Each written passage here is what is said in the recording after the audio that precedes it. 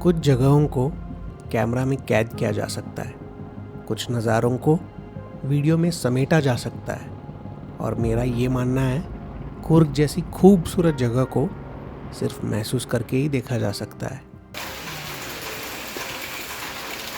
लोग ऐसे व्यूज़ देखने के लिए ना रिजॉर्ट्स बुक कर लेते हैं, और चेतन भैया ने अपना घर ही कुदरत के बीच में बसा लिया है।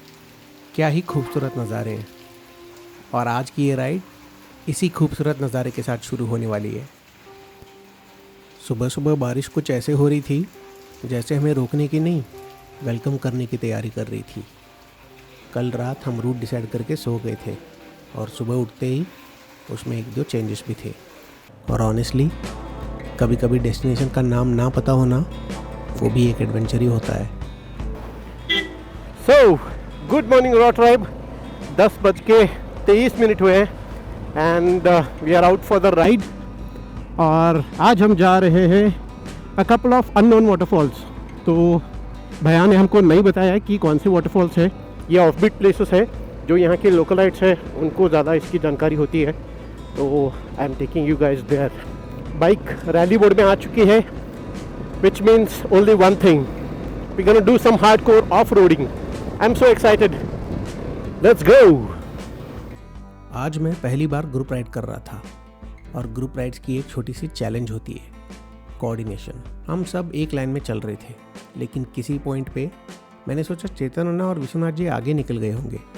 थोड़ा स्पीड बढ़ाया, फिर और बढ़ाया, लेकिन सामने कोई नहीं, बस रोड थी। इंस्टिंक्ट बोला नी लो माराया, जिसका हिंदी में मतलब है रुक जा मेरे भाई। मैं रुक गया।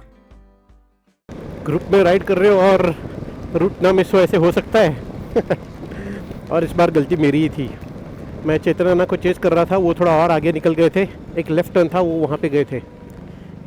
But the funny part is जहाँ पे मैं जा रहा था वापस उसी रोड से हमको आगे बढ़ना पड़ा। So yeah I guess there was the right and wrong in that.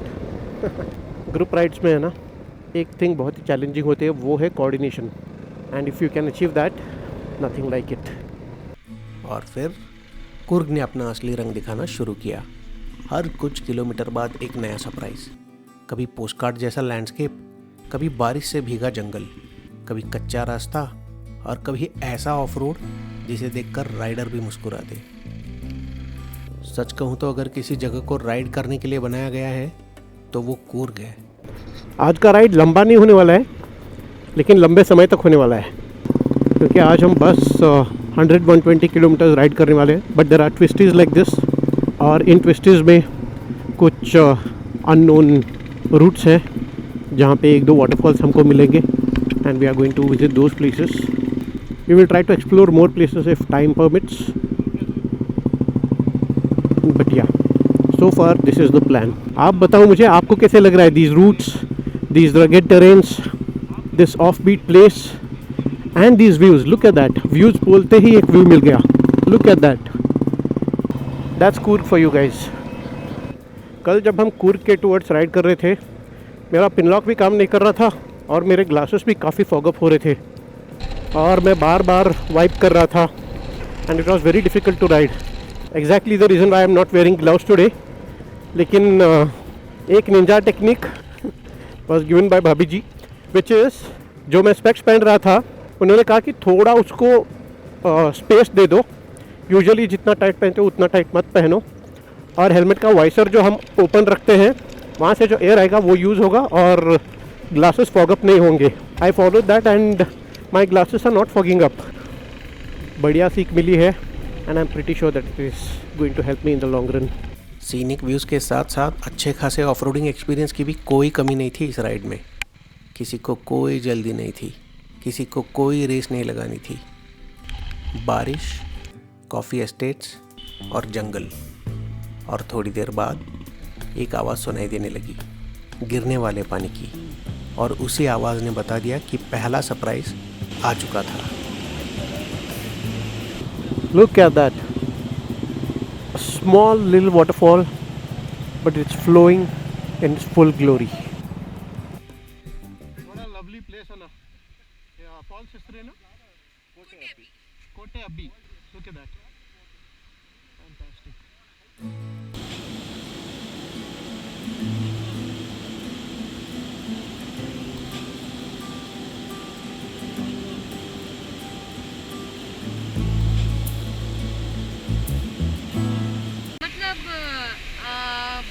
False होगी ना, वो किधर है? आप एक काम करो, वहाँ पे व्हाइट हेलमेट पहना है ना, वो बता देंगे। हाँ। तो गाइज ये बाइक है विश्वनाथ जी का V-Strom SX 250. This is the Bullet Electra, the OG Bullet which Sumukh is riding. This is the OG Thunderbird. This is being ridden by Sagar and Akash, and this Scrambler is ridden by Chaitanya. It is the first model, 400cc wala hai, and the pillion is Tanya, as you guys know. And here is the Buff, the RTX.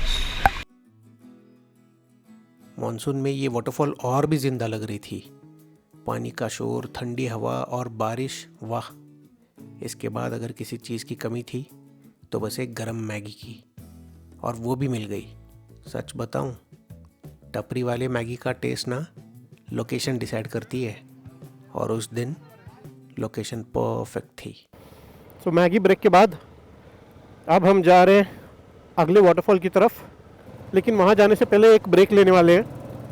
And yes, let's explore some scenic routes again.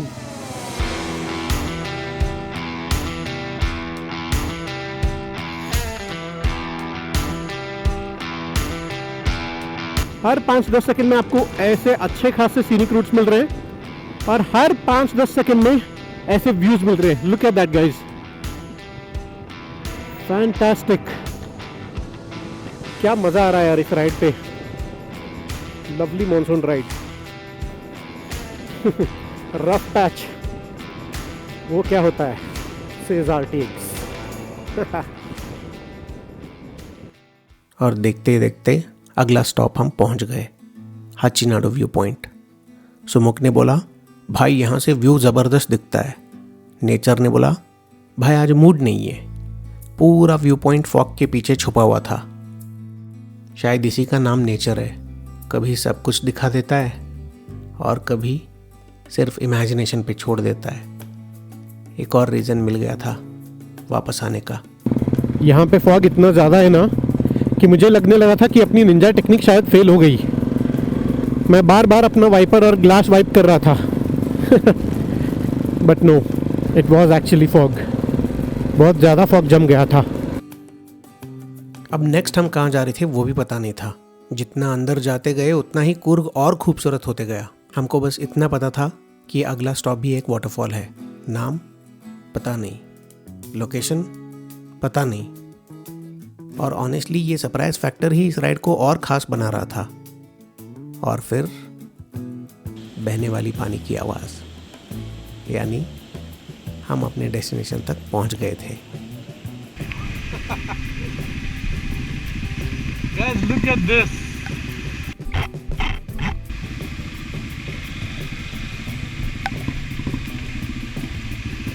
Look at this. Wow. और अब हम पहुंच गए थे सुरलबी false, जिसे मेदुरा waterfalls भी कहा जाता है। पहाड़ों से उतरता हुआ ये पानी रोड क्रॉस करते हुए तेज़ी से ब्रिज के नीचे से बह रहा था। और ये सिर्फ एक और वाटरफॉल नहीं था, ये कुर्ग का एक और मास्टरपीस था। सुरलबी वाटरफॉल्स के बाद विश्वनाथ जी ने हमसे विदा लिया, और अब ये राइड सिर्फ फैमिली राइड बन गई थी। हमने फट से एक कॉफ़ी ब्रेक लिया और निकल पड़े हमारे अगले डेस्टिनेशन की तरफ। डेस्टिनेशन का नाम था पता नहीं, लोकेशन वो भी पता नहीं। अब आगे के प्लान के बारे में सिर्फ चेतन भैया जानते थे। And we just continued riding.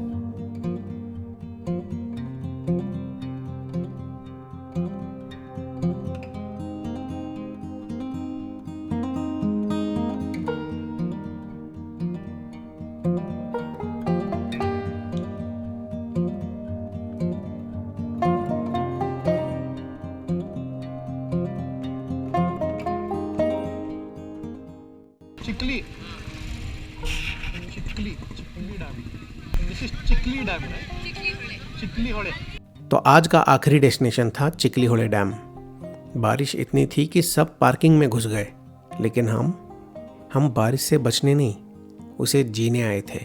कभी कभी कुदरत को देखने का बेस्ट तरीका उसको अवॉइड करना नहीं होता है, उसको अपना लेना होता है। और उस दिन बारिश ने हमें भिगोया ज़रूर, लेकिन उस एहसास को कभी धुलने नहीं दिया। चिखली होड़े डैम के बाद लगा कि अब बस आराम से लंच करेंगे और घर लौट जाएंगे, लेकिन कहानी में एक और ट्विस्ट बाकी था, और वो था मेरा और तन्या का बाकी ग्रुप से अलग हो जाना। कैसे, वो कहानी पार्ट 3 में। मिलता हूँ आपसे।